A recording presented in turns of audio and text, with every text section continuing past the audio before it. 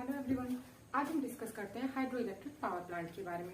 पिछले टॉपिक्स में आपने थर्मल पावर प्लांट के बारे में जाना था, जहां पे इलेक्ट्रिसिटी को जो है वो स्टीम के थ्रू जनरेट किया जाता है, जहां पे फ्यूल के रूप में ये कोयले का यूज किया जाता है। आज नेक्स्ट टॉपिक में आपको दिया हुआ है hydro electric power plant. Hydrology के बारे में आप जानते होंगे, जिसे जल विज्ञान कहते हैं, जहाँ पे हम जल की सारी एनर्जी के बारे में, जल को यूज कहाँ किया जाता है, उनकी पार्टिकल्स क्या क्या होते हैं, उनको हम किस एनर्जी के रूप में या किसी दूसरे एनर्जी में कन्वर्ट कर सकते हैं। तो यहाँ पे हाइड्रो इलेक्ट्रिक में पानी से इलेक्ट्रिसिटी को जनरेट किया जाता है। पानी की ऐसी कौन सी ऊर्जा है जिसको इलेक्ट्रिक एनर्जी में, विद्युत ऊर्जा के रूप में परिवर्तित किया जाता है। आपको मैंने पिछले क्लासेस में भी बताया था, ऊर्जा को ना तो खत्म किया जा सकता है और ना ही उत्पन्न किया जा सकता है, इसे सिर्फ एक रूप से दूसरे रूप में परिवर्तित किया जाता है।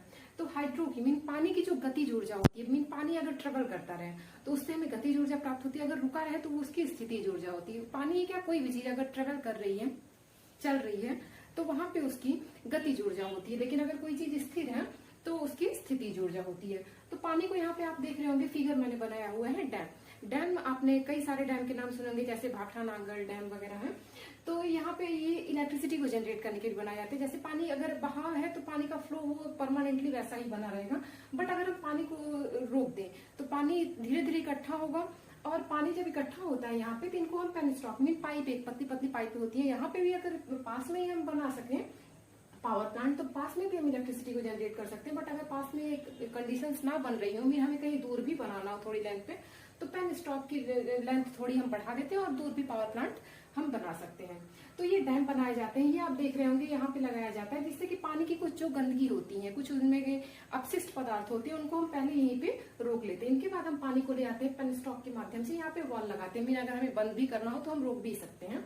और उसके बाद हम टरबाइन है, और उसके बाद हम टरबाइन पे अगर हम वॉल खोल दें तो पानी जो है वो टरबाइन पे प्रेस करेगा, मीन उसकी गतिज ऊर्जा जो है पानी टरबाइन को मिलती है, और टरबाइन जो है रोटेट होना स्टार्ट होती है।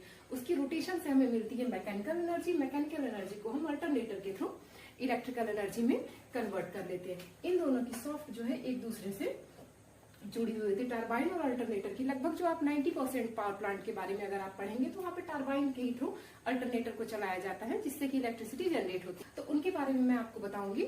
तो उनसे डीसी पावर, एक सोलर पावर सिस्टम होता है, दूसरा एमएसटी होता है, जिससे हम डीसी करंट में डायरेक्ट करंट, ये होता है अल्टरनेटिंग करंट, इससे जो हमें सप्लाई मिलती है ये अल्टरनेटिंग करंट होता है। बट वो तो पावर प्लांट ऐसे होते हैं जिससे कि हमें डीसी प्राप्त होती है।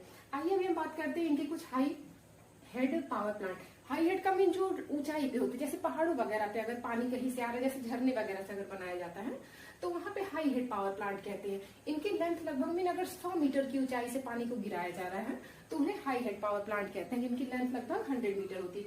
तो ये पेन स्टॉक जैसे पाइप है, तो हम बहुत लंबी पाइप के थ्रू ले आते हैं, तो वहां पे हाई हेड पावर प्लांट होता है। नेक्स्ट है मीडियम हेड पावर प्लांट, जिसकी लेंथ जो होती है वो 30 to 100 होती है। मीन 30 to 100 जो है वो मीडियम है, 100 से अबव, 100 या 100 से अबव अगर होता है तो वहां पे हाई हेड पावर प्लांट होता है। नेक्स्ट ये हो लो हेड पावर प्लांट। लो हेड पावर प्लांट में हमेशा कप्लान या पेल्टन टरबाइन, ये नदियों में ही बनाए जाते हैं, जिनकी रोटेशन ऐसे होती है।